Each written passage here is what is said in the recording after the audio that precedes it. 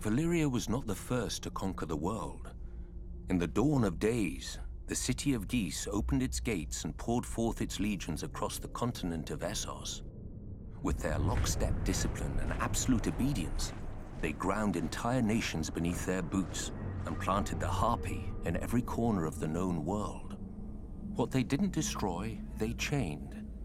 Slavery is as old as man, but until the Giscari, it was never an art. The slave lords grew rich and fat as pyramids were raised around them, pleasure houses were filled, and fighting pits were opened.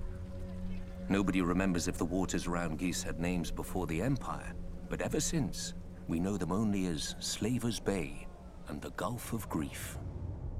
Of Ghis, however, nothing remains but ruins, where end all great civilizations. 5,000 years ago, Valyrian shepherds stumbled on strange eggs, and within a few generations, an upstart Valyrian freehold rose across the sea. 5 times did the Giscari contend with Valyria, and 5 times did they go down in defeat. For the freehold had dragons, and the Empire had none.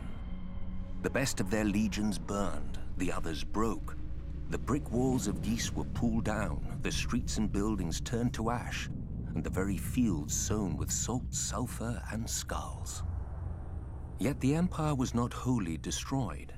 Astapor, Yunkai, and Meereen, once lowly colonies along Slaver's Bay, survived, and even thrived. Valyria had watched the Giscari grow rich and powerful off the backs of conquered peoples, and now the self-styled freehold wanted its turn. While the Dragon Lords brought the world to heel, the slave markets of their former enemy never lacked for flesh.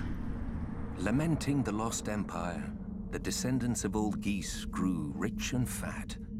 The doom fell on Valyria, and the Dothraki rose to pillage most of the continent at will.